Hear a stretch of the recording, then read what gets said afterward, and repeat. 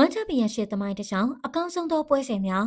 အာရှတိုက်ရဲ့ကိုခံပညာထွတ်ထိပ်ပြိုင်ပွဲကြီးဖြစ်တဲ့ဝမ်ချပီယံရှစ်ရဲ့စင်မြင့်ဟာမမေ့နိုင်စရာသမိုင်းတွေအမြဲတမ်းဖန်တီးပေးခဲ့တဲ့နေရာလို့ဆိုရင်မှားနိုင်လိမ့်မယ်လို့မထင်ပါဘူး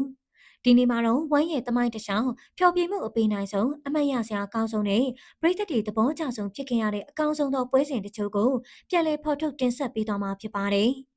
MMA မွေးထိုင်းဒါမှမဟုတ်ကိပေါင်စင်ပဲဖြစ်ဖြစ်ဒီပွဲစဉ်တွေဟာရှင်တိုင်းတဲ့ဖိုက်တာတွေရဲ့နှလုံးရည်တိုက်ခိုက်ရေးနည်းစနစ်တွေနဲ့မမေ့နိုင်စရာစိတ်ဓာတ်တွေကိုပြည်သက်စီပြသနိုင်ခဲ့တာတော့အသေးချပါပဲ။ Online ရဲ့ Sanfans Brandon Vera ဒီပွဲဟာ1 Championship သမိုင်းမှာအခမ်းအနားဆုံးစင်းဝင်ခဲ့တဲ့ပွဲတစ်ပွဲပါ။ဝမ်ရဲ့နာမည်ကျော်တွေဖြစ်တဲ့မြမကုံဆောင်ချန်ပီယံ Online ရဲ့ဆန်နဲ့ Heavyweight နာမည်ကျော်ပြိုင်ဘက် Brandon Vera တို့ရဲ့ Middleweight ချန်ပီယံစိန်ခေါ်ပွဲဖြစ်ပြီးအင်အားကြီးပြိုင်ဘက်တွေဖြစ်ပြီးနှစ်ဖက်လုံးရဲ့တိုက်ခိုက်ချက်တွေကလည်းပြည်သက်တွေကိုအကြိုက်တွေ့စေခဲ့ပါတယ်။ပွဲစားမှာတော့စိန်ခေါ်သူဗီယာကပြင်းထန်တဲ့ထိုးနှက်ချက်တွေနဲ့အွန်လိုင်းဆန်ကိုဖိအားပေးနိုင်ခဲ့ပေမယ့်ဒုတိယကြီးမှာတော့အွန်လိုင်းရဲ့ဖိအားပေးတိုက်ခိုက်မှုတွေလည်းပြန်လည်စတင်လာပြီးနောက်ဆုံးမှာတော့အွန်လိုင်းရဲ့လက်မလျှော့တတ်တဲ့စိတ်ဓာတ်နဲ့မရှက်မနာဖိအားပေးတိုက်ခိုက်မှုတွေအောင်မှာဗီရာလည်းရှုံးပေးခဲ့ရပါတယ်။ဒီပွဲဟာမြန်မာပြည်သက်တွေကြားမှာစိတ်လှုပ်ရှားမှုအမြင့်ဆုံးထိရောက်စေခဲ့တယ်လို့အွန်လိုင်းဆန်ကလည်း Middleweight ချန်ပီယံဂုဏ်ပုတ်ကိုဆက်လက်ကာကွယ်ရင်သူ့စင်တန်းကိုကဘာကပါတိမှတ်ပြုစီခဲ့တဲ့ပွဲစဉ်တစ်ခုဖြစ်ခဲ့ရပါတယ်။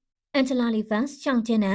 2019 မတ်လတုန်းကကျင်းပခဲ့တဲ့ဒီပွဲစဉ်ဟာဝမ်ရဲ့မျိုးသမီးဖိုက်တာဖြစ်တဲ့အက်တမ်ဝိတ်ချန်ပီယံအန်ဂျလာလီကဝိတ်တန်းတန်းအထက်က Strawweight ချန်ပီယံရှောင်းကျင်းနံကိုစိန်ခေါ်ခဲ့တဲ့ပွဲစဉ်ဖြစ်ပြီးဒါဟာသူတို့နှစ်ယောက်ပထမဆုံးရင်ဆိုင်ရတဲ့ပွဲစဉ်လေးဖြစ်ပါတယ်။ပွဲစဉ်တစ်ချောင်းအကျိတ်နဲ့ရှင်ပြိုင်ခဲ့ကြပြီးစတုတ်ထကြီးမှာတော့ပြိုင်ဆိုင်မှုအပြင်းထန်ဆုံးဖြစ်လာတယ်လို့အန်ဂျလာရဲ့ပြင်းထန်တဲ့ချုပ်ကွက်တွေကိုပါရှောင်းကျင်းနံကလည်းမယုံနိုင်စရာကောင်းအောင်ရုံးထွက်ပြနိုင်ခဲ့ပါတယ်။အဲဒီနောက်ပြင်စမအကြီးမှာရှောင်းကျင်းနံကပြန်လည်ဖိအားပေးတိုက်ခိုင်လာပြီးနောက်ဆုံးမှာတော့အလဲထိုးနိုင်ယူရင်ပြည်သက်တွေကိုအံ့အားသင့်စေခဲ့ပါတော့တယ်။ Rockton ကျမှုရန်နံဖန်ဂျိုနာသန်ဟက်ကပြီးဒီပွဲကတော့1 flyweight မွေထိုင်းကမ္ဘာချန်ပီယံလူပွဲဖြစ်ပြီးရိုးရာမွေထိုင်းစီနီယာမှာရှင်ပြိုင်ခဲ့ကြတဲ့ပွဲစဉ်တစ်ပွဲပါ။ Rockton ရဲ့မိကုံရန်ကုန်တိုက်ခိုက်မှုတွေနဲ့ဟာကာပီရဲ့တိကျသိသက်တဲ့တံပြန်တိုက်ခိုက်မှုတွေဟာပြည်သက်တွေကိုဖန်ဆားနိုင်ခဲ့တယ်လို့ပွဲပြီးချိန်မှာတော့ Rockton ရဲ့တရဆက်ဖိအားပေးမှုတွေကပဲနောက်ဆုံးမှာတော့သူ့ကိုအမှတ်သားစီးနဲ့နိုင်ရသွားစေခဲ့ပါတယ်။ Super Leg Gia Munai Fans Takeru Sikawa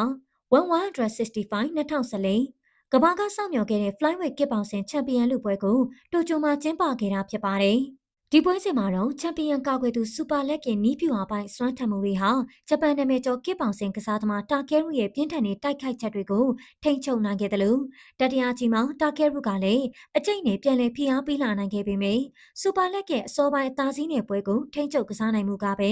ဒိုင်းဆုံးဖြတ်ချက်နဲ့စူပါလက်ရဲ့နောက်ထပ်နိုင်ပွဲတစ်ပွဲကိုဖန်တီးနိုင်ခဲ့ပါတော့တယ်။အနာတိုလီမာလီကင်ဗတ်ရိုင်းနီယာဒီရတာ1166ကာတာ2024ဒီပွဲကတော့ Middleweight ချန်ပီယံလူပွဲဖြစ်ပြီး1ချန်ပီယံရှစ်ရဲ့တမိုင်းမတိုင်စိုက်ထူနိုင်ခဲ့တဲ့ပွဲတစ်ပွဲလို့လည်းဆိုနိုင်ပါတယ်။တကယ်လို့သာဒီပွဲမှာအနိုင်ရခဲ့မယ်ဆိုရင်ရုရှားဖိုက်တာမာလီခင်ဟာ1ချန်ပီယံရှစ်ရဲ့ပထမဆုံးသောဝိတ်တန်း3ခု MMA ကမ္ဘာချန်ပီယံဆိုတဲ့မှတ်တမ်းကိုရေးထိုးနိုင်မှာဖြစ်ပါတယ်။ရှင်ပြိုင်နေစဉ်အတွင်းမှာဒီရတာရဲ့တိုးတက်လာတဲ့စတန်ဖိုက်တွေကိုတွေ့ကြရသလိုတံပြန်ထိုးချက်တွေနဲ့ဖိအားပေးခဲ့ပြီးမြဲတစ်ဖက်ကမာလီခင်ကလည်းစနစ်တကျပြန်လည်ဖိအားပေးလာခဲ့ပြီးပြင်းထန်ရက်စက်တဲ့တိုက်ခိုက်မှုတွေကလည်းပြည်သက်တွေကိုအကြိုက်တွေ့စေခဲ့ပါတယ်။တတိယချိန်မှာတော့ရုရှားဖိုက်တာမာလီခင်ကပဲပွဲကိုစိုးမိုးသွားပြီးအလဲထိုးနိုင်ယူရင်ချန်ပီယံလူပွဲကိုအပြီးသတ်နိုင်ခဲ့တယ်လို့ဝိတ်တန်း3ခုကမ္ဘာချန်ပီယံဆိုတဲ့ဂုဏ်ပုတ်ကိုရရှိသွားခဲ့ပါတော့တယ်။ဒီတော့ကြည့်ရှုနေတဲ့ပရိသတ်တို့ရော1ချန်ပီယံရှိရဲ့ဘယ်ပွဲစဉ်ကိုသဘောကျဆုံးဖြစ်ခဲ့တယ်ဆိုတာနဲ့